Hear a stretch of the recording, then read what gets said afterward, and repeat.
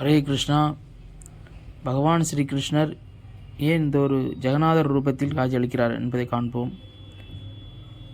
ஜெகநாத், பலராமர், சுபதர் தேவி.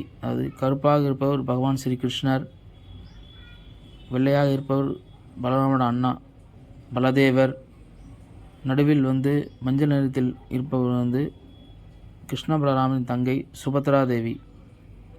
இவர் பகவானின் அந்தரங்க சக்தி ஆவார் சுபத்ரா தேவி. ஏன் கிருஷ்ணரும் பலராமரும் சுபத்ரா தேவி இந்த ரூபத்தில் ஏன் காட்சி அளிக்கிறார்கள்? இது ஒரு கோயிலே உள்ளது. இந்தியாவில் ஒடிசா மாநிலத்தில் பூரி ஜெகநாதர் கோவில் மிகவும் ஃபேமஸான கோயிலாகும். இங்கே ஒவ்வொரு வருடமும் பார்த்திங்கன்னா தேர் திருவிழா, பல லட்சக்கணக்கான பக்தர்கள் தேர் இழுத்து பகவான் ஜெகநாதரின் ஆசையை பெற்று செல்கிறார்கள். இது பகவானின் ஆனந்த ரூபம். எப்போதெல்லாம் பகவான் அதிகமான ஆனந்தமாக இருக்கிறாரோ அப்போதெல்லாம் இந்த மாதிரி ரூபத்தில் அவர் காட்சி அளிக்கிறார். இப்போ கண் பார்த்திங்கன்னா பகவானுக்கு பெரிய ஒரு கண்ணாக தெரிகிறது. வாய் பார்த்திங்கன்னா அகன்று உள்ளது. நம்ம சந்தோஷமாக இருக்கும்போது பார்த்திங்கன்னா சிரிச்சாக்கலாம் நம்ம கண்ணெல்லாம் பெருசாகும். அந்த மாதிரி பகவான் மிகவும் ஆனந்தத்துடன் புன்னையுடன் காட்சியளிக்கும் ரூபம்தான் இந்த ரூபம். இந்த ஜெகநாதர் கோயில் பல லட்சக்கணக்கான வருஷத்துக்கு முன்பு பிரம்மதேவரால் இது ஸ்தாபிக்கப்பட்டது. பிரம்மாவே இந்த பூலோகத்தில் இது உருவாக்கிய கோயிலாகும். இங்கே 5000 வருடம் முன்பு பகவான் ஸ்ரீ கிருஷ்ணர் லீலை அவதரித்த போது பலராமர் அப்போது இருந்தார். பலராமரே இந்த கோயிலுக்கு தரிசனம் செய்துள்ளார். அந்த அளவுக்கு லட்சக்கணக்கான வருஷங்களுக்கு உள்ள பழமை வாய்ந்த கோயிலாகும். இன்றளவும் பல பக்தர்கள் எப்போதுமே திருப்பதி போல் இங்கேயும் எப்போதுமே பக்தர்கள் அனைவரும் தரிசனம் செய்து செல்கிறார்கள். இந்த மாதிரி பகவானின் ஆனந்த ரூபமாகும் பூரி ஜெகநாதர். பூரி ஜெகநாதரை பார்த்திங்கன்னா எப்போதும் பிரசாதம் பகவான் சாப்பிட்டுக்கிட்டே இருப்பார். அது மண்பானையில் தான் செய்வார்கள். அதுவும் இன்றும் அந்த பழமை வாய்ந்த அதே மண்பானையில் செய்து அதே கலாச்சாரத்தில் எந்த விதமான நவீன எந்த இயந்திரம் உபயோகிக்காமல் வெளிநாட்டு காய்கறிகள் எதுவும் பயன்படுத்தாமல் ஜெகநாதருக்கு இங்கே கண்டினியூ தொடர்ந்து நைவேத்தியம் நடக்கும்.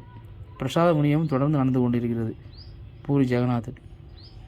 அப்போ பகவான் ஏன் இந்த ரூபத்தில் காட்சி அளிக்கிறார் என்றால், ஒரு முறை நாரதர் துவாரகையில் பகவான் இருக்கும்போது அவரை பற்றி அவருடைய சிறு வயதிலே வெண்ணெய் திருடியது, ஒரு கோபியுடன் லீலை செய்தது, தன் நண்பருடன் விளையாடியது, யசோதா மாதா, நந்த மகாராஜ் அந்த அற்புதமான லீலை வர்ணித்து தன் வீணை வைத்து நாரதர் மிகவும் அழகாக பாடுவார். அப்போது பகவான் இந்த ஜெகநாதர் ரூபத்தை காட்சியளிப்பார். இப்போதெல்லாம் பகவான் மிக உன்னதமான ஆனந்தம் அடையும் போது இந்த ரூபத்தை வெளிப்படுத்துகிறார். மேலும் கையை ரெண்டே அப்படி நீட்டியவாறு இருப்பார். இது எதை குறிக்கிறது என்றால், நாம் அனைத்து உயிர்வாளிகளும் பகவானை மறந்துவிட்டு இந்த உலகத்தில் நாம் கஷ்டப்படுகிறோம், மீண்டும் என்னிடம் வாருங்கள் என்று பகவான் கையை நீட்டி நம்மளை அழைப்பது போல் உள்ளது. எப்படி குழந்தை அம்மா பார்த்து தூக்குங்கள் என்று சொல்லி கை நீட்டும், அதே போல் பகவான் நம்மளை பார்த்து கை நீட்டி வரவேற்கிறார். மீண்டும் என்னுடைய வைகுண்ட லோகத்துக்கு வாருங்கள் என்று கூறுமாறு பகவான் ஜெகநாதரும் பலராமரும் காட்சியளிக்கிறார்கள். மேலும் ஒரு முறை துவாரகையிலே பகவான் ஸ்ரீகிருஷ்ணருக்கு 10108 மனைவிகள். அவர்கள் அனைவரும் பகவானுடைய லீலைகளை கேட்பதற்கு ஆனந்தமாக அப்போது தேவகி மாதாவிடமும் ரோகிணி, யசோதா மாதாவிடம் கேட்டுக்கொண்டிருந்தார்கள். அப்போது சுபதர் தேவி கேட்கீப்பராக நின்றார்.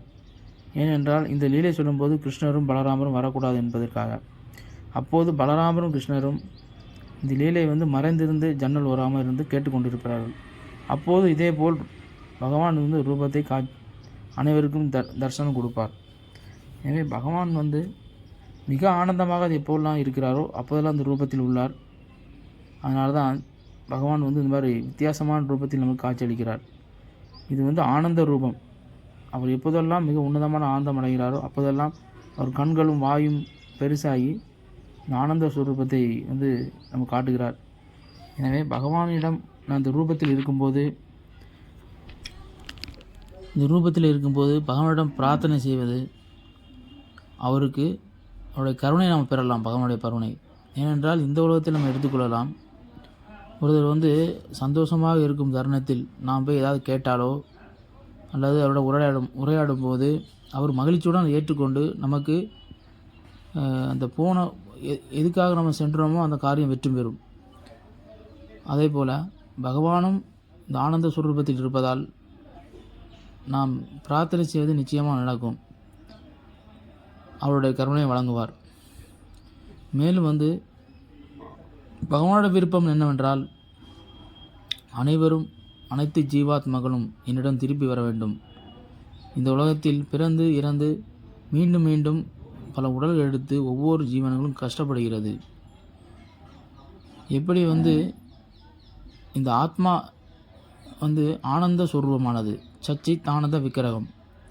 அதாவது பகவான் நிரந்தர ஆனந்தம், நிரந்தர ஞானமும் அறிவும் நிலைத்த தன்மை உடையவர். அதேபோல் ஒவ்வொரு ஜீவனும் நிரந்தர ஆனந்தமும் நிரந்தர அறிவும் நிலைத்த தன்மை உடையது.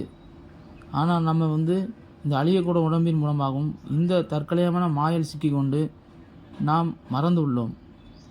பகவான் இதற்காகவே ஜெகநாத ரூபத்தில் இருந்து அனைவரும் வாருங்கள், மீண்டும் என்னிடம் திருப்பி வாருங்கள், ஆனந்தத்துடன் இருங்கள்.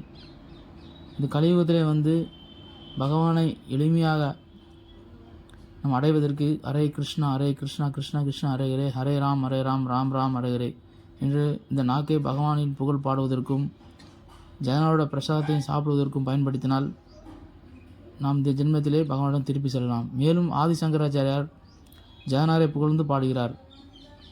ஜெகநாதா, உங்களை நீங்கள் எனக்கு காட்டறியுங்கள் என்று. ஹரே ஆதிசங்கராச்சாரியார் ஜெகநாத அஷ்டகம் நூலில் ஜெகநாதரை புகழ்ந்து பாடியுள்ளார். மேலும் நீங்கள் பகவான் ஜெகநாதரை என்னை ஏற்றுக்கொள்ளுங்கள், நான் வெறும் அகோதீனே என்று, அதாவது மிகவும் தாழ்ந்தவன், உங்கள் கருணான மட்டுமே நான் பகவானையும் உங்களுக்குள்ள உறவையும் புரிந்து கொள்ள முடியும், என்னை ஏற்றுக்கொள்ளுங்கள் என்று. நாமும் ஆதிசங்கராஜர் கூறியது போல் ஜெகநாதரோட கருணையை பெறுவதற்காக அவரிடம் பிரார்த்தனை செய்து மிக பணிவுடன் நாம் அவருடைய நாமம் சொல்லி அவர் பிரசாதத்தை உண்டு மீண்டும் பகவானிடம் நாம் செல்ல வேண்டும். இதுவே ஜெகநாதர் விருப்பமும். ஒவ்வொரு ஜீவனும் பகவானிடம் திருப்பி செல்ல வேண்டும் என்பதே அவர் விருப்பமாகும். அதை உணர்ந்து நாமும் ஜெகநாதரிடம் திரும்பி செல்ல வேண்டும். அதுக்கேற்றவாறு நம் வாழ்க்கை அமைத்துக்கொண்டு பகவானிடம் செல்ல வேண்டும். ஹரே கிருஷ்ணா. ஜெய் ஜெகநாத்.